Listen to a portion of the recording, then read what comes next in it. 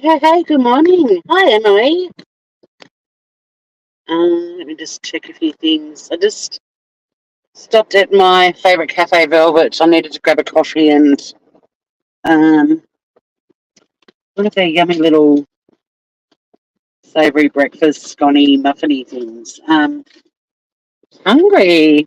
Beach walk this morning and took a bit longer than usual, and I didn't have time to have a brekkie. So yeah, I thought we'd just go live and discuss the arrest and charges relating to the mushroom mystery. Hi, Cement Shoes. Hopefully Emily comes back. Hey, bro, you missed Batshit last night.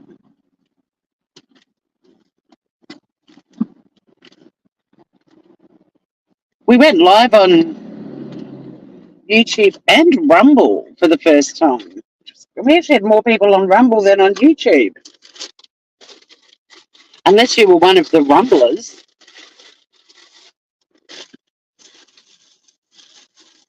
Let me just get my little breakfast thing sorted so I can chomp on that while we head in. Hi, Green Eyes. How are you, gorgeous? I'm so hungry. I've just had a bite while a few people roll in. How's everybody doing? Sorry about the food, but I was just so hungry. I don't normally stop on the way in, as you know, but oh, you woke up an hour late. It was a good one. God, fins are stir, are they? Mm. No issue about caps. Obviously, when I'm driving, it's easier if I'm in a position where I can read chat. But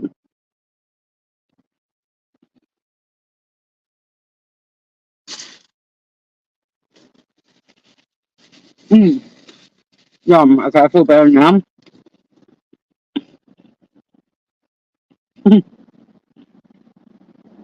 You know when you are so hungry, you start to feel a bit faint. That's where I was. Like, stop at Velvet, get a yummy coffee.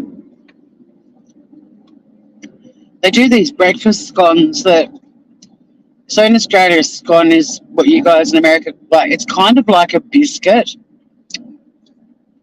What you like your biscuits and gravy. It's similar to that. Like it's a savoury thing.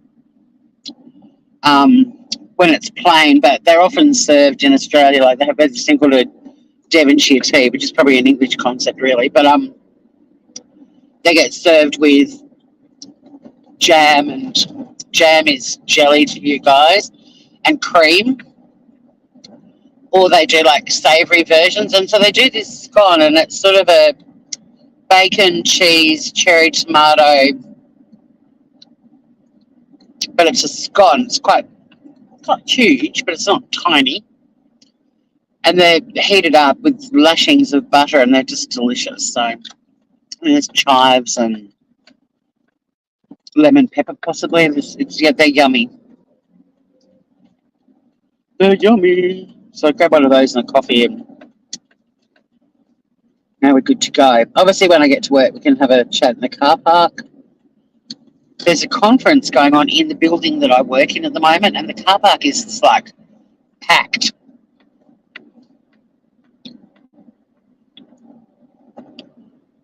You've been up since 2 a.m. You couldn't sleep. Oh, you're moving. Oh, yeah. You're probably going through all your checklists and all of that sort of stuff. Get some melatonin if you can. So good for sleep. Or you could get Finurgan,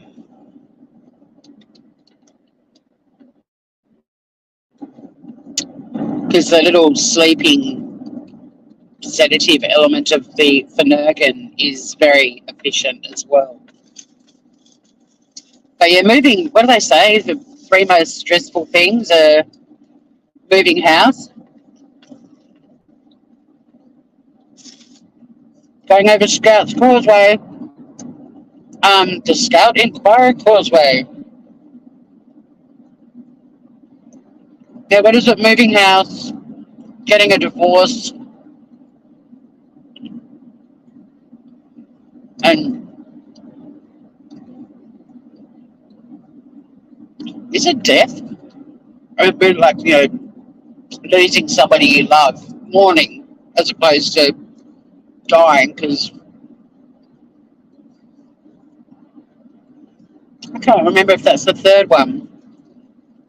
But yeah, you're probably going through all of the mental checklist of all the things you've got to do before you go and things you've got to do at the other end. And the worst thing about moving, I think, is when you've got the new place and you start to get in there and you give it a full clean before you bring your own things in, you lose interest in the old place really quickly and you've got to go back and clean all of that. And you just want to be unpacking and setting up the new house. Oh, you've got the sleepy stuff and you're still not sleeping. That's the power of the brain for you. Now, being mindful that the police have said, like Detective Inspector Dean Thomas has requested that, media and the public don't go down the crazy speculation road or the spreading of misinformation. But we still do have some information. Unfortunately, I listened to a little bit of a very big true crime channel that I've already reacted to once before on this case, who accessed information from basically tabloid newspapers in Australia and is still repeating that information, even though it's not information that was ever put out by the cops or has been verified. And if it has been verified, it hasn't been verified publicly. She even played the press conference with the cops saying, like, warning against speculation and misinformation, and she was pretty much doing both. But I still think we can talk about it from one thing is, I noticed when I went live yesterday when she was arrested and then again when she was charged, there is a school of people that were like, I knew it from the start, and Cement Shoes is one of those. Then there were people that were like me that sort of played devil's avocado and tried to look at the she's innocent angle. Not that I necessarily supported that, but tried to find what could possibly have explained it all. And then there's the sort of don't know people, which was a pretty interesting place to be sitting as well, because it was kind of I think she might have done it, but there's not enough information yet. So I thought we could maybe talk about that. But even like if you look at different behaviour specialists and channels and panels and so on, I watched a lot of them and listened to a lot of them, and it kind of ended up being 50-50. Like, I found as many people that said she's not acting weirdly as I did that said she is.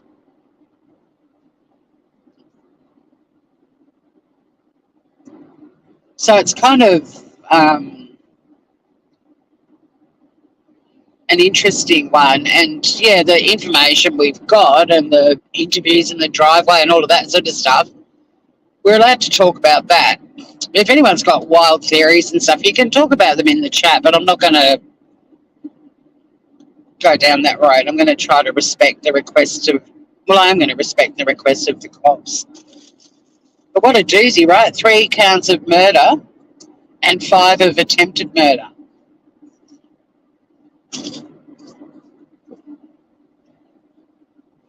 And there's still like one count I can't explain.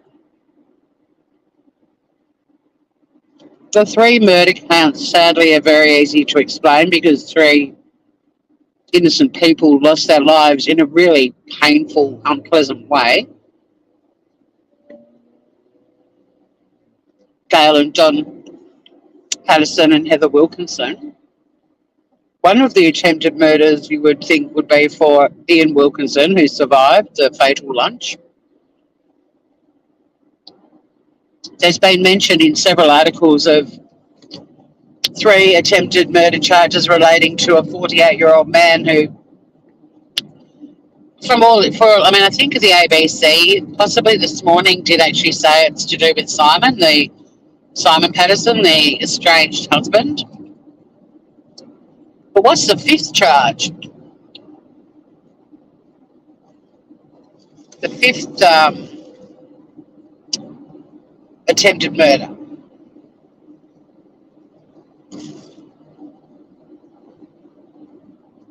Yeah, but the no tears made Australians suspicious about Lindy Chamberlain too, right?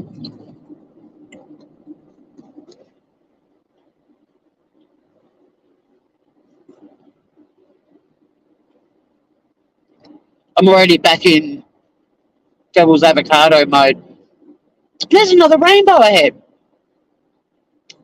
So twice this week, the 2 times I've had to go to work, on the drive in, we've seen rainbows. I've nearly finished my yummy muffin. So scone muffin, it's kind of a combo. They're like a cylinder shape. They're really good.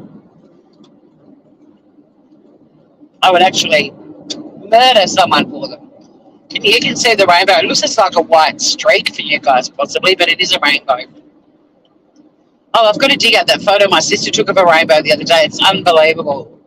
Like the most spectacular rainbow I've ever seen. The sky was getting quite dark, and she pulled over and got a photo of it, and the colours were so vibrant. I probably won't get time today at work. I definitely. Oh, she's got an hour's lunch break. If I remember, I'll dig it out and put it on my community page. It's unbelievable. Emily, I saw your name in the chat.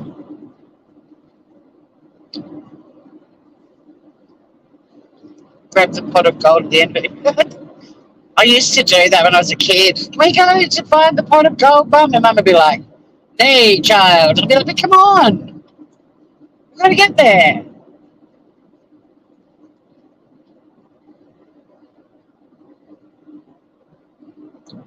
Wouldn't a pot of gold be nice? Oh, shit, I didn't check my ticket. I went in the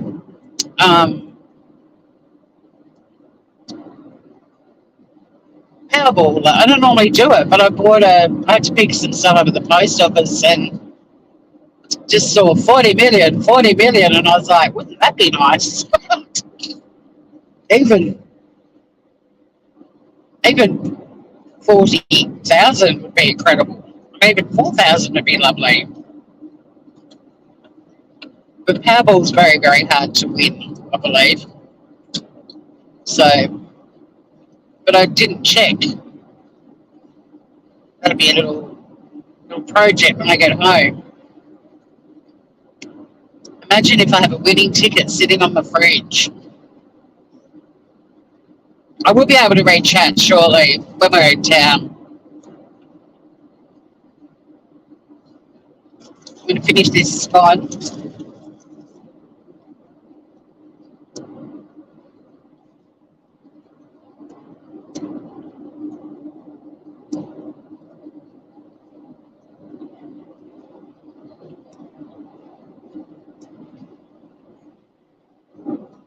It's really hard though with the Erin Patterson thing because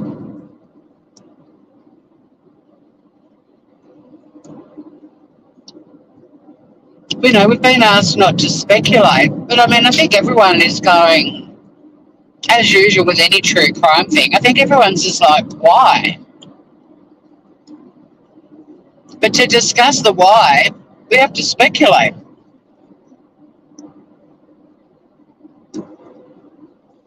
But there's not an obvious motive in this one.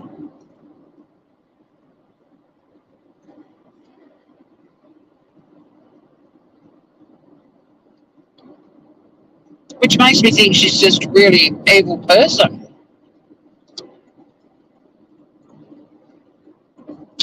If she did it. But It's not looking like anyone else is in the police sights, and no one else has been charged with anything relating to her. But she's innocent until proven guilty. The motive's a pretty big part of criminal offences, you know. I mean, she's already estranged from the guy. She's got her own little property portfolio. She's not financially strapped.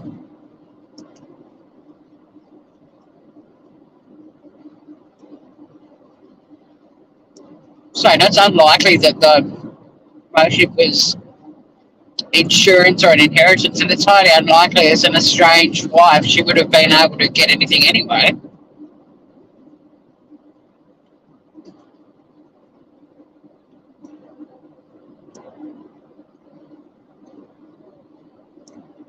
So the only explanation is she's a really, really evil person.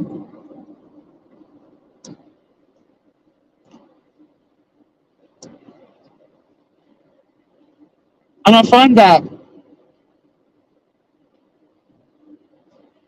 don't get me wrong, it's not better when someone kills people for insurance, but at least when they do that, I mean, it sounds weird saying it makes sense because it doesn't. I mean, nobody should be killed because some person is crappy with their finances. But it's a pretty common motive.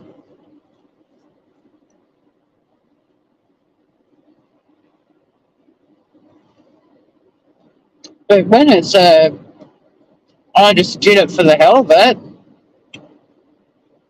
I wanted to fuck up some people's lives.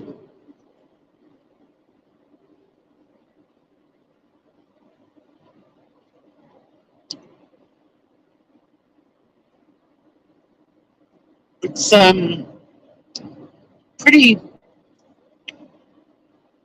scary, especially when it's someone like her just wandering around. I mean, you wouldn't look twice at her if you walked past her on the street. You know, you'd probably think she was a librarian on a lunch break.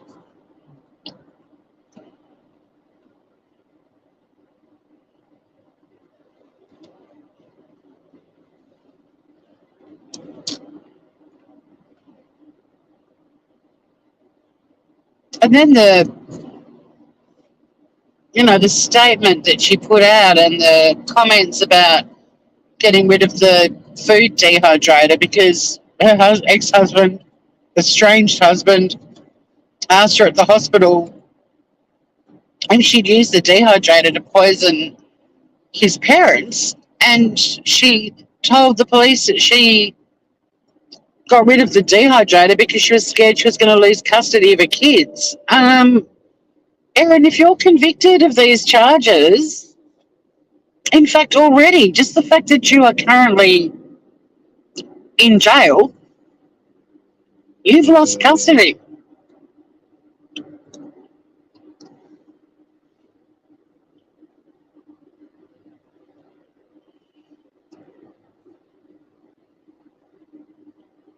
It's one of the reasons I struggle with I don't really cover child murders a lot of the time because that horrible event and how they've completely destroyed those kids' lives. But it's often a custody battle, and if I can't have them, no one can. Um, horrible way of thinking, and these kids, are left growing up knowing that mum or dad killed the other parent, and they end up with that burden to live with. I mean, imagine that. It's quite interesting reading articles and books and listening to interviews from kids of murdered parents.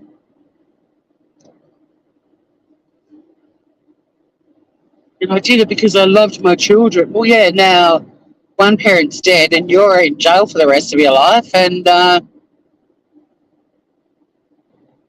your kids have got massive hurdles to overcome throughout their life because of your actions. Good on you.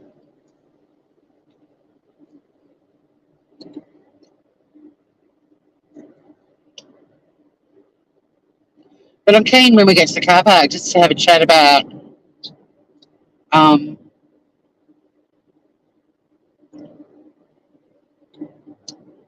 people's feelings.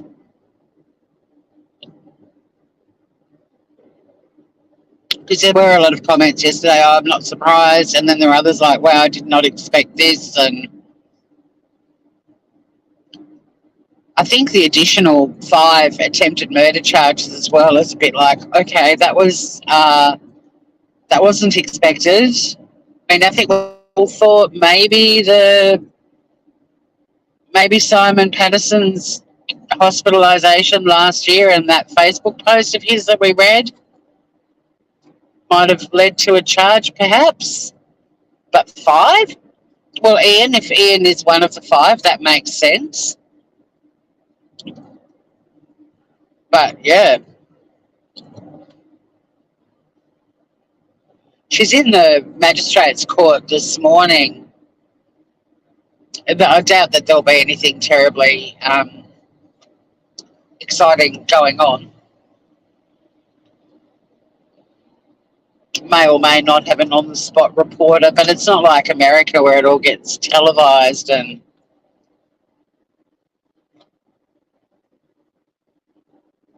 there's another member of our community who doesn't live far from there, and we were encouraging her to go and stand out the front with a bullhorn.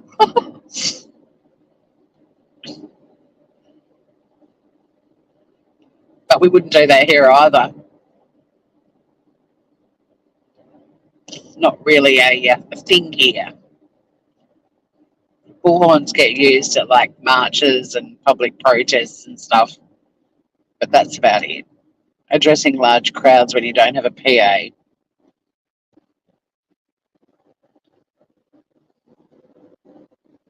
And yeah, it's tricky because, we're not meant to be. We've been asked to not speculate or spread misinformation, but we are obviously going to talk about it. I mean, this story is massive. It's been covered all over. It was interesting when the news broke of her being arrested.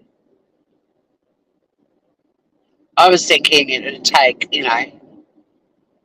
half a day sort of thing before international news outlets were covering it. It was maybe an hour,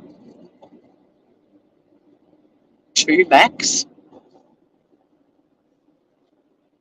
Especially too with the eye drops case going on in the States at the moment too, like female poisoning cases seem to be the trend. I do want to do a live one day. I did a lot of research, and I've got lots of notes and articles about. It's actually interesting because a lot of people go, "Oh, that's the most traditional way of that women choose to murder." But when you actually look at the statistics, men poison as often as women do, but because men murder more people, it's diluted a bit, or it's not really noticed as much because it's not one of the highest methods that men use. But women use a lot of other methods as well. But I'll have to dig out the articles and stuff. It was quite interesting. We do need a local reporter. You've been watching the eyedrop murder trial? Yeah, we've got a few people following that one.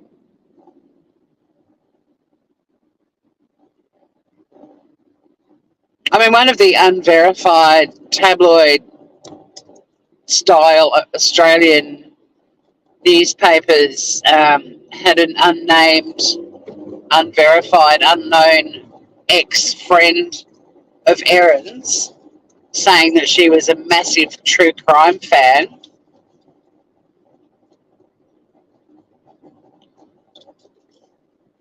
And half of Australia had her hung when they heard that.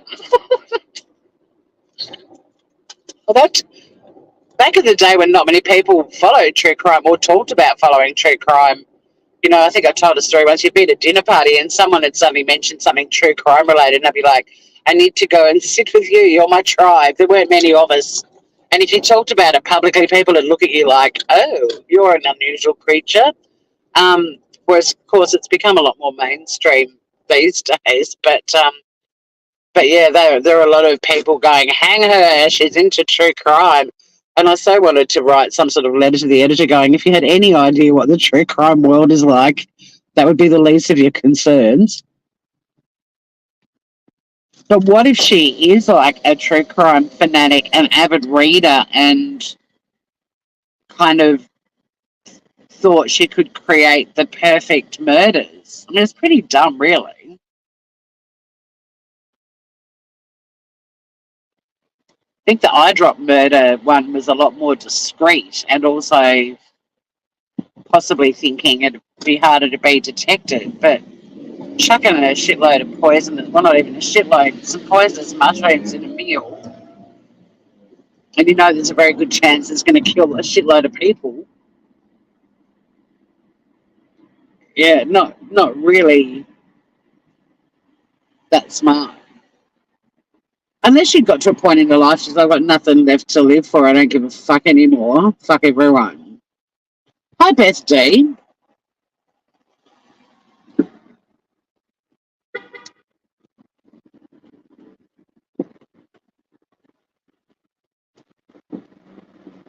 Do you ever think about what they're going through? Like,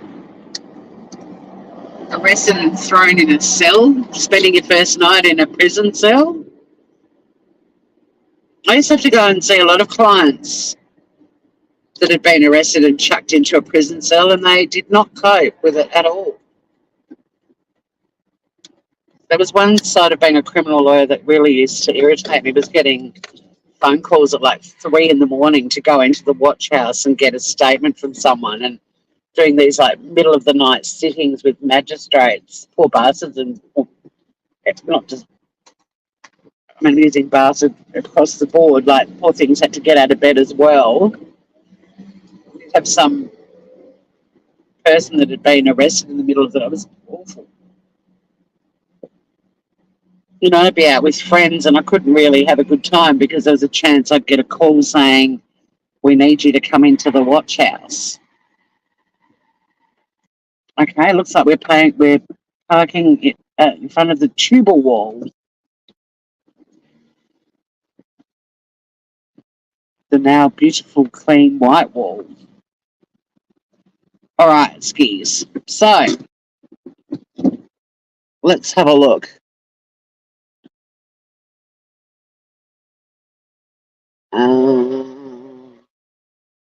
Chatted about Green Eyes and her impending move. All the best with that. Oh, thank you, Green Eyes. I mean, it was a really quick live and unplanned, short and sweet, 20 minutes or something, but thank you. Since when do some of these true crime channels do their research? I just found it really ironic that Grizzly was playing the press conference where Detective Inspector Dean Thomas specifically warned the media and the public about speculation and spreading of misinformation.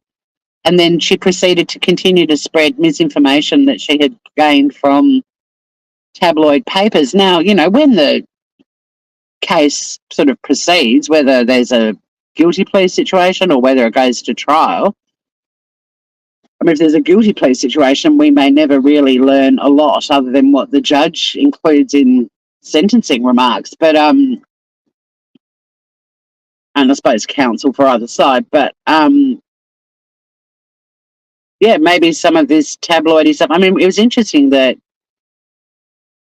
Detective Inspector Thomas also thanked the members of the public who came forward with information. So, but I just thought, yeah, it was pretty ironic of her to play that and then repeat stuff that had come from tabloid media. Okay. We've talked about the no tears, the rainbow connection, the pot of gold. So what is next for Erin? Well, I did mention that briefly. She'll be in court this morning. She's in the Morwell Magistrates Court, which I'm not familiar with. And unfortunately, as I'm working, I won't be able to do much. But I'll definitely do an update driving home if there's anything reported about what happens in court this morning.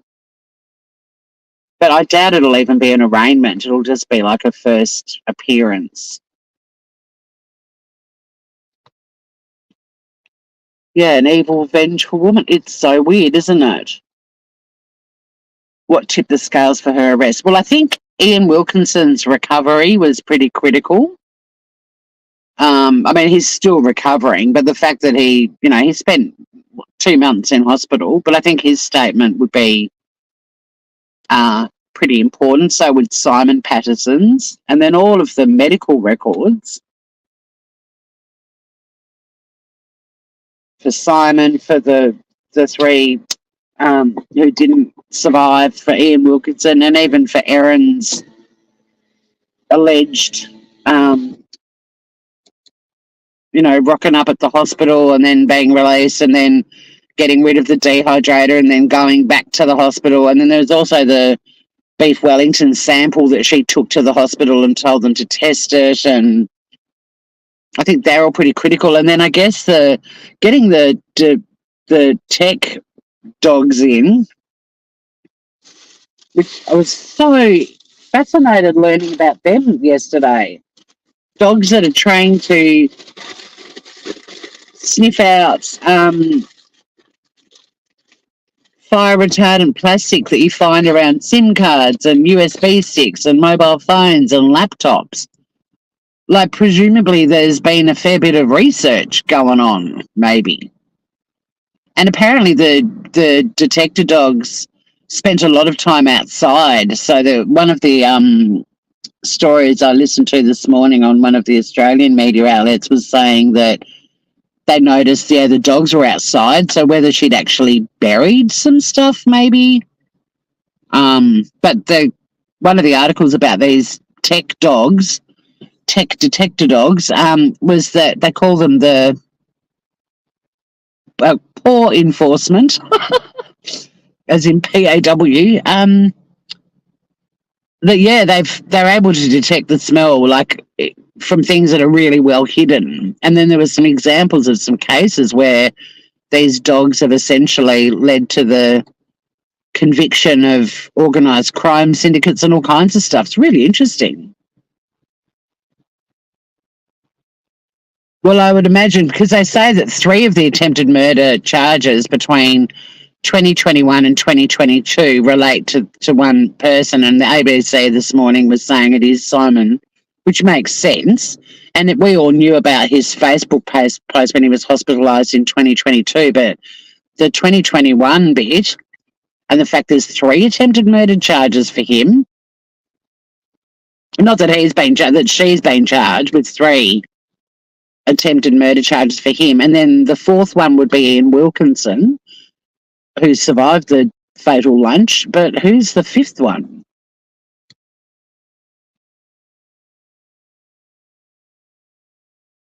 Yeah, well, it was reported in a tabloid Australian newspaper, so it's Friday. Yes, it is. It was very dumb on her part, sorry. Mushrooms from an Asian market that no one else got sick from them.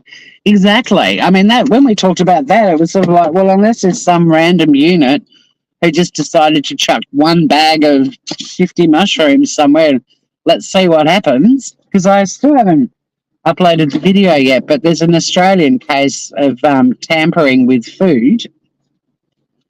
And weirdly, I was working on that at the time, but a tad far-fetched. And then I think there's a comment under either the live I did where she was arrested or the one where she was charged that someone said, will the mushroom industry jump on board too? Because it caused them, and still is causing them, a lot of financial hardship. I mean, I've been buying and eating mushrooms. It took me a little while to get back into them, but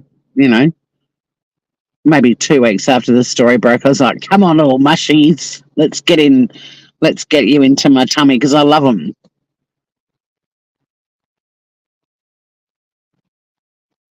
Yes, I am in the future. Oh, it was just a quick little, it was only 20 minutes or so, but it was just announcing the news that she'd been charged. because we covered her being arrested, and then I had all these meetings and things yesterday afternoon, all these little errands to do, including buying a new oven. Yay, yay! I'll be cooking in the kitchen soon, showing off my new oven. But I'll be cooking in the kitchen again soon on my existing oven. But yeah, I'm getting a new oven. I'm very excited. It's a Belling, and I love them.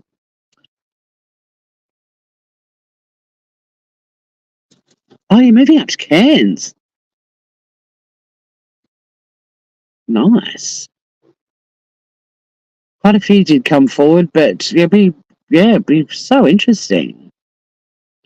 No, they don't, Emily. You're gonna see, because we'll cover this, you're gonna see how little information is given to the public. I mean, we don't live stream trials.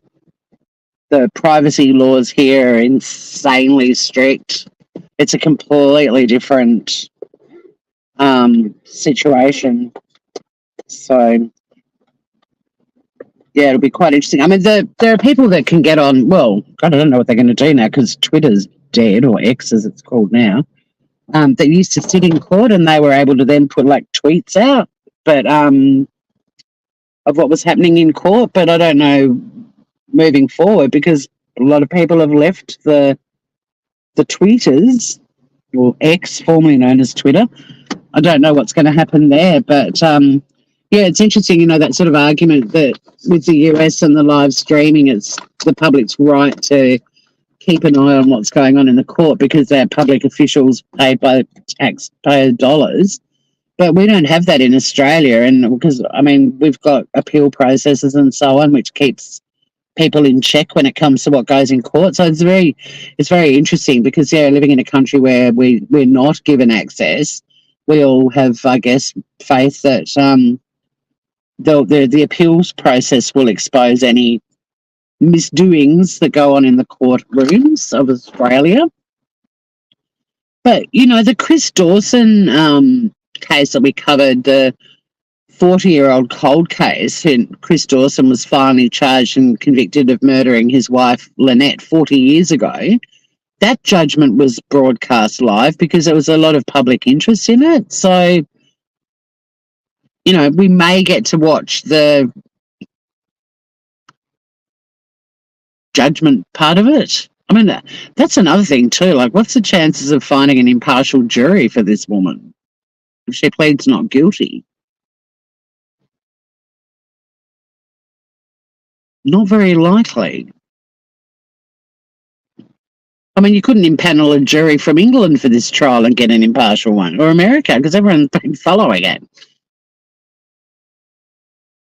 But yeah, so it's going to be a pretty interesting one to follow. The dog stuff's really interesting.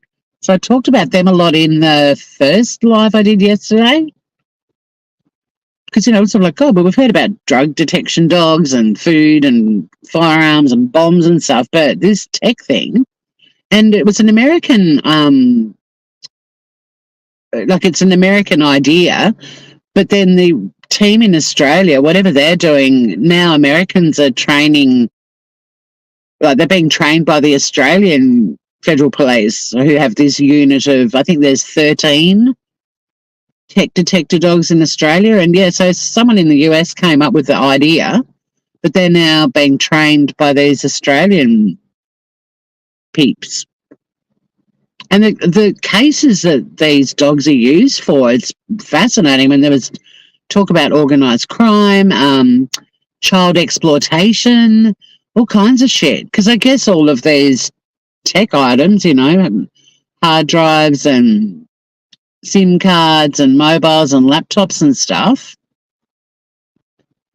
Child pornography was another one that was mentioned. It's really full on. Yeah, the poor enforcement. Yeah, she's not Australia's pride and joy right about now, is she?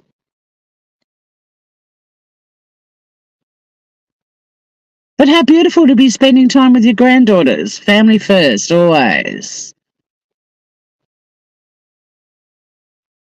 I don't know about that with juries. I don't watch a lot of local news, so there may be lots going on in my area that I'd be, yeah, true. I just think this one was just like everywhere. Everywhere.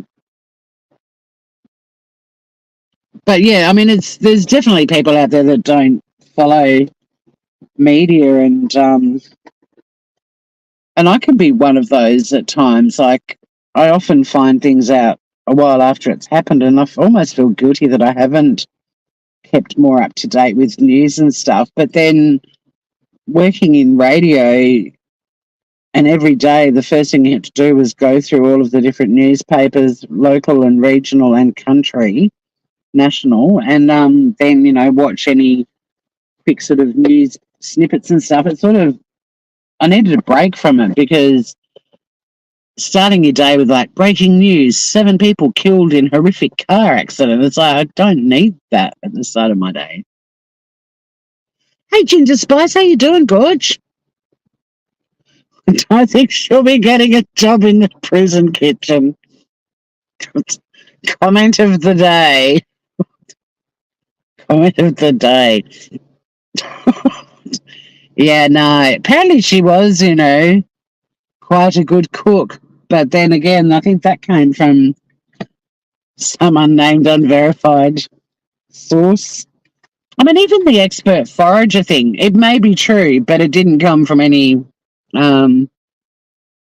as yet, verified source. But a lot of the YouTube true crime is, she was an experienced forager. Now, obviously, her husband, and possibly Ian as well, will be able to give information regarding that without an issue. But that was one of those things, again, that was still not actually put out by police, and it wasn't even included in her weird statement that she put out. But, there's a lot of experienced mushroom forager, Erin Patterson. It's like, well, do we actually know that? One day we might. But for now, we don't. It's just such a... I mean, I've always, with this one, every time I talk about it, I feel like I'm talking about a book that we're in book club. And it's a book we're reading. That's what it feels like to me. No, Ginger Spice. I looked for more information this morning, and at the moment it's still like it was yesterday with our live when we went through it, that I think one would be for Ian. Then there's the 3 relating to Simon. Simon was actually named by the ABC, I think, this morning as the man, the 48-year-old man, with the 3 charges between 2021 and 2022. And we talked about how we knew about the Facebook post last year and that hospitalisation. But the other 2 were a bit of a, curveball. And then we still don't know who the 5th one is or what it is. And then I heard Grizzly saying, it must be the 3 for the ex-husband and 2 for the children. It's like, what do you think the charge for Ian is, the survivor of the lunch? Isn't he the most obvious one out of the 5? And then, I guess the 3 relating to the estranged husband are pretty obvious too, since they're being reported. But what's the 5th one? Weird. So, like some other poor person that's moved into her sphere of existence that she's had a crack at as well. Who knows? Well, I doubt she gave them poisoned beef Wellington. If she ends up being convicted of this, there's no way she fed her children the dodgy beef Wellington.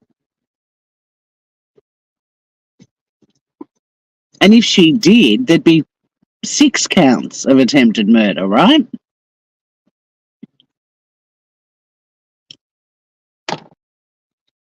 But yeah, I think it's highly unlikely that it was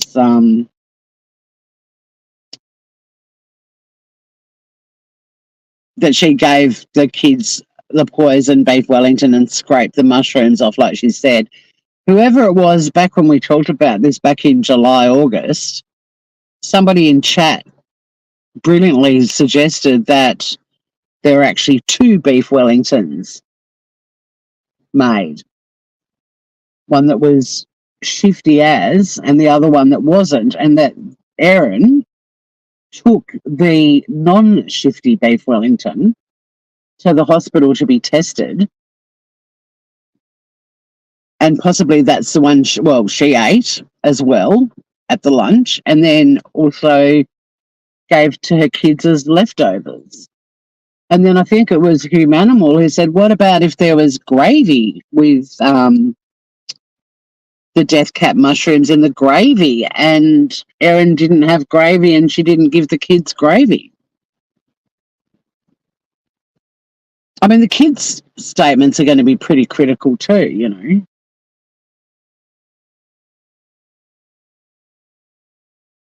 Because I noticed that, you know, there's sort of inconsistencies that came out with that second statement, and the fact that she said she lied to the cops, and a lot of the YouTubers keep hanging on that. But it's like, yeah, but all of those things are things that can be explained by witnesses pretty easily. Like, did the kids go to the movies? Pretty easy to verify. Did your mum give you beef Wellington and scrape the mushrooms off? Pretty easy. And these aren't little kids. They're not like 2 and 3 or anything.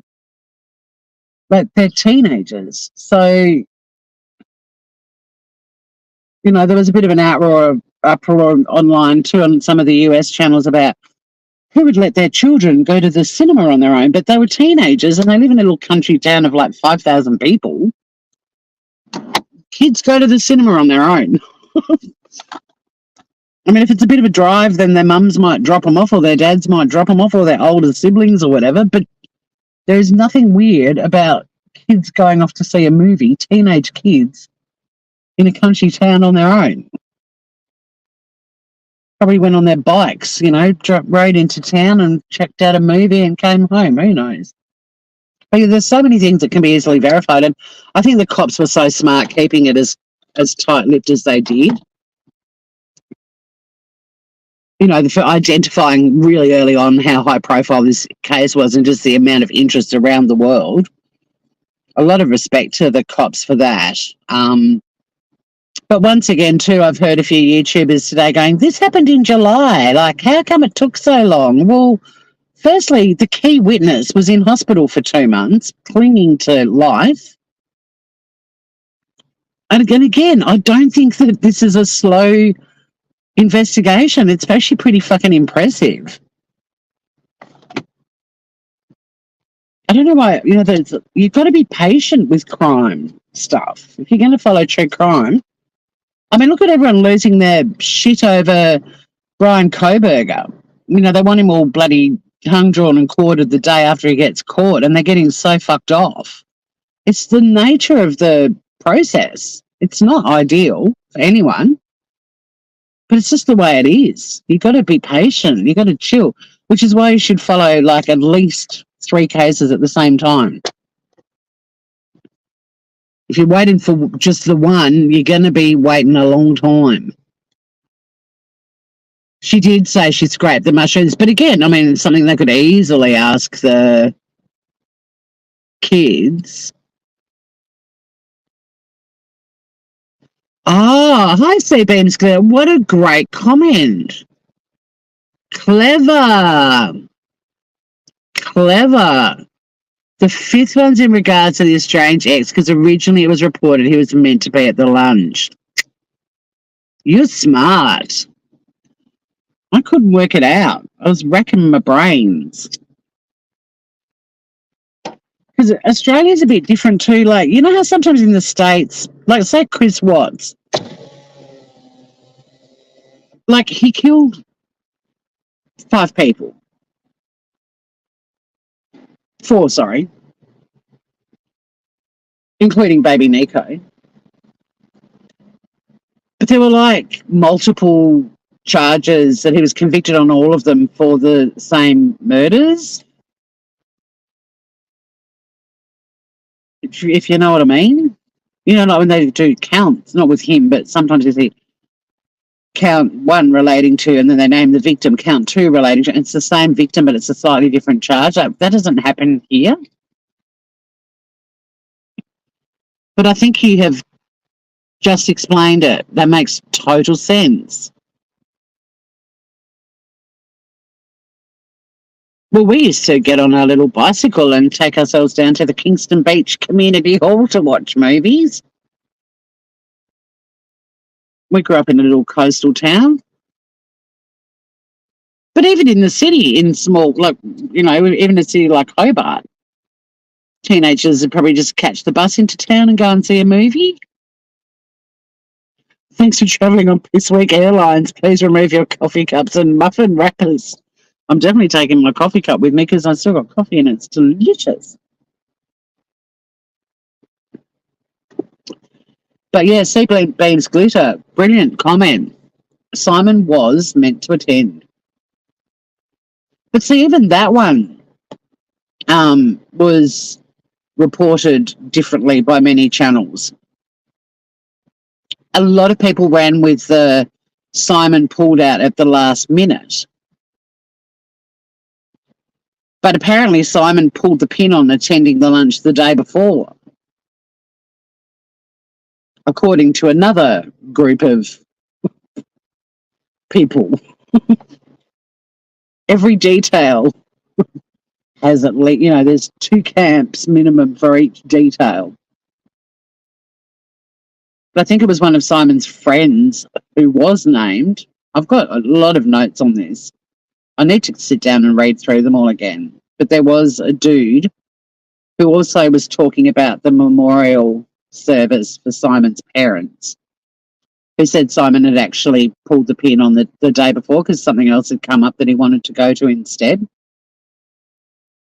But a lot of channels will still say that he pulled out at the last minute. I think even Erin's statement said he told her he wasn't coming to the lunch the day before, possibly. I'll go back through my notes. But I mean, Erin, it's a bit of a tricky one because she herself admitted she lied to the cops. So, and now she's charged with 3 counts of murder and 5 counts of attempted murder. I think that statement could really just be put in a shredder. Yeah, and it was really beautiful of Detective Inspector Dean Thomas to repeatedly say everyone needs to remember that at the core of this, 3 people lost their lives and their families are coming to terms with that loss and the communities. When he was warning the media and the public about speculation and spreading misinformation, he reminded them again of that fact. And isn't that what we try to do all the time? It's like the victims are the central focal point in any of these horrible, horrible stories. And you've got to remember they're real people and they've got family members and friends and communities that are absolutely devastated still. And not only that, they've got their church pastor, Ian Wilkinson, who spent 2 months in hospital, is still recovering, lost his wife, who apparently the pair of them were inseparable, and also his sister-in-law and brother-in-law. And then there's the kids. They should be the focal point for people. So much credit to the cops for how they've handled this, in keeping a lot of it really close to their chest and explaining why. And it was because of the amount of speculation and interest. And then yesterday in the presser, before her charges were laid, just repeatedly asking people to be mindful that 3 people lost their lives. Gail and Don Peterson and Heather Wilkinson. And Ian Wilkinson nearly lost his as well. Scout, hi. Oh, you got some catching up to do.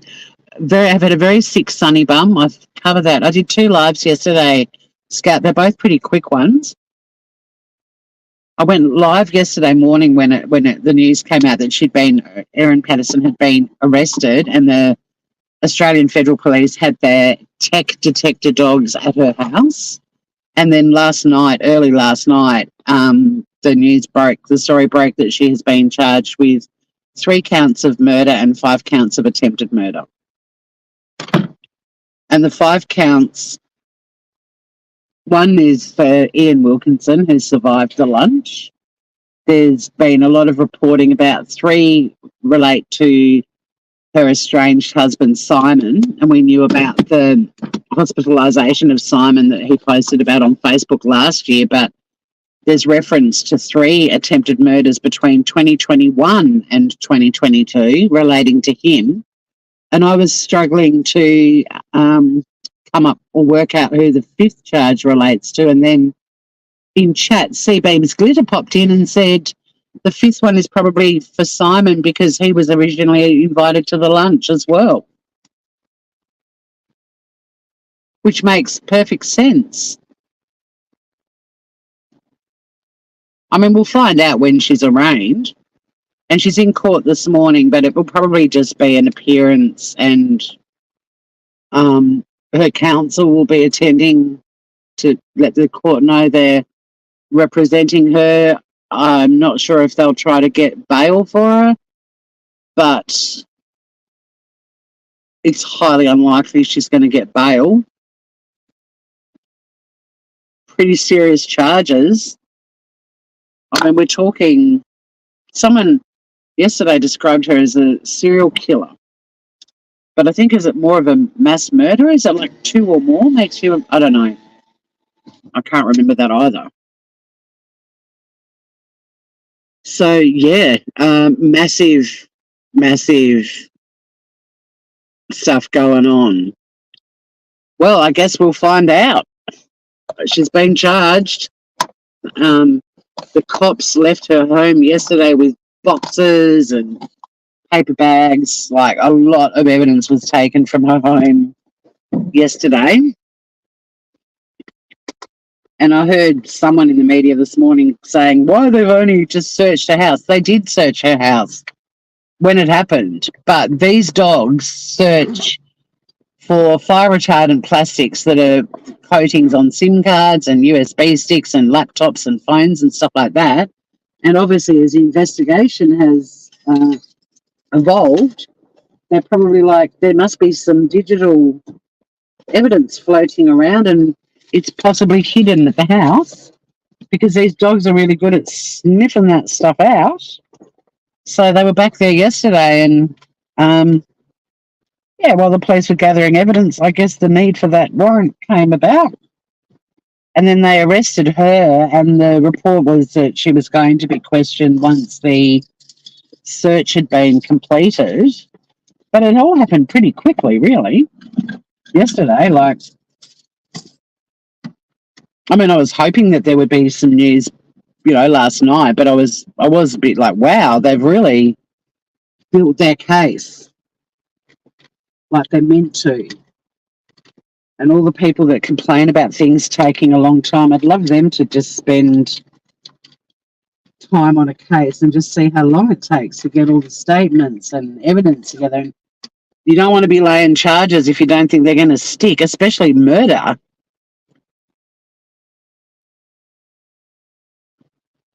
If she's guilty of this stuff, you definitely don't want her walking the streets because you didn't have enough evidence. So that's where we're at with Erin.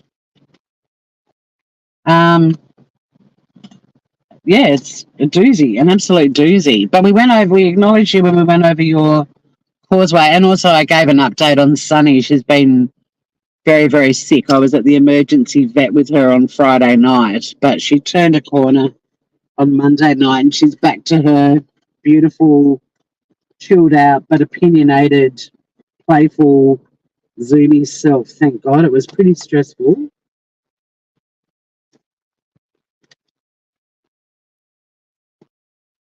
I'm just so relieved for her that she's not in pain now and she's on the mend. But I'll do an update on all of that as well.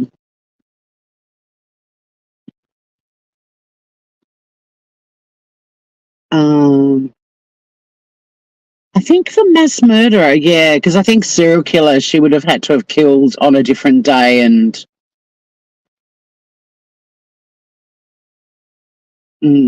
of course this is all depending on her being convicted. But yeah, and that's why, true crime, patience is a virtue when you're following true crime. All these sort of super impatient people online and in true community groups that want answers straight away. They want Brian Koberg convicted the day after he's arrested. They don't get it. It's so risky to charge people if you don't have a solid case. You can't just sort of go on a hunch and go, okay, well, we've got this amount of evidence, which is all looking pretty bad for that person, but we haven't got enough to make a conviction stick, but fuck it, let's charge them. Guess what happens? They walk free and they're back out there in the publics. I will give Sunny so much love from you, Scout. You give Pepsi and Mila some love from us too. But God, it's awful when they're sick. I'm just like, why can't you speak English so I can tell you that I'm not the bad guy here? But yeah, for everyone out there who has anxiety, Sunny has joined the anxiety club. But the way anxiety of the level she's got it manifests in cats, it's pretty bad and it's scary.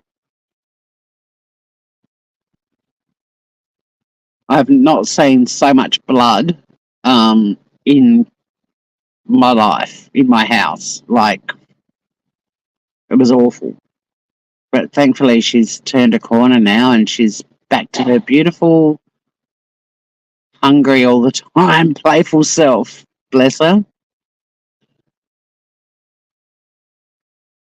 That was the one thing that was amazing about her. Even though she was really sick and in a lot of pain, she still ate her food, which made giving her meds really easy.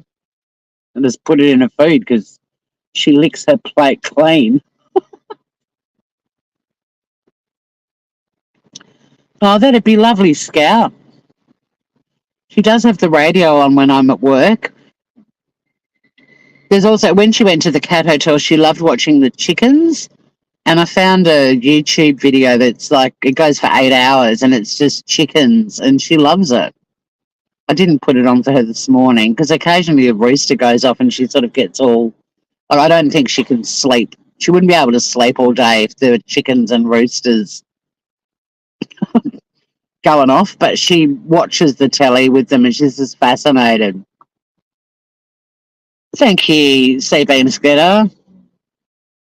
It's a stressful time. I mean, now I know what it's like for parents when they've got a sick baby and the baby can't tell them what's wrong. And you used to play a channel for your dog. Yeah, you got to find the right critters on the videos, though, don't you? Oh, that'd be really helpful, Scout. Thank you. Because, yeah, I mean, I've got a holistic vet that I'm going to get her to come and see Sunny, but like in a couple of weeks, because Sunny's just had so much going on that led to her ending up like this. And I just said to Dr. Yap, I'd love you to come and we can just manage her anxiety moving forward, but would it be okay if we come in a couple of weeks' time? Because I just want her to have peace and quiet for a few weeks. Because there's been so much going on. I've had bathroom renovations. She went to the cat hotel. She had lots of car trips, like long car trips. She has had, a visit to the vet for all of her annual stuff. Then she had the emergency vet visit. Then we were at the vet again the next day. Like, it's a lot for a little floof who's super sensitive. Bless her. So we've got a new member in the anxiety club. Little Sunny Bum is part of the gang. We definitely do need to catch up on all the things, Scout. So good to see all of you guys. Thank you so much for popping in. And we'll be covering this case, obviously. We've been covering it from day one. Trying very hard not to speculate. We definitely don't spread misinformation. But I am still, I think, like with all true crime cases, just left wondering why. Yeah, I know, isn't it a classic? Dr. Yap. Very fitting for a vet. You saw a sign for a surgeon in Belfast years ago, Dr. Thor. I've dated 2 doctors. One was a gastroenterologist, and his name was Dr. Ring. I am not joking. And the other one that I dated a lot longer than Dr. Ring was an anaesthetist, and he was Dr. Swallow. Swallow those meds. Oh my God, your kid has been teaching your cats to use a recordable button to tell us if they want to watch bird videos. I've seen those buttons. I don't think Sunny would even show any interest in it. Because I'm in the Siberian Cats group on Facebook, and a lot of people have them for their sibs because sibs are really smart. That is so cute. But yeah, I've seen the buttons, and you can do like for food or for a massage or being chased. Sunny loves being chased. If I had a day at home and all I did was chase her, she would be the happiest cat in the world. She loves being chased around the house and hiding and jumping up on things and sort of springing out from places. And yeah, if I could do that all day, she would be the happiest cat on the planet. In fact, 24/7. But yeah, those buttons are really cool. Hey, speaking of, I've got 1 minute to get to the office and press the button to be let into the building. So I'm going to go. But thank you so much for hanging out, everyone. It's good to be doing some lives again on YouTube. And Finn and I did batshit last night on YouTube and Rumble, and had a bigger audience on Rumble than on YouTube. So watch this space. Marla wants a button that says, "Bitch, I want my meal now." Go, Marla, a girl after my own heart. Oh, that is so cool. Well, Moggies are smart as well. I've always had Moggies. They're the bestest. I've got to go. I'll start work right now. See beautiful people, and we'll catch up again very soon. Yeah, have a great day, everyone.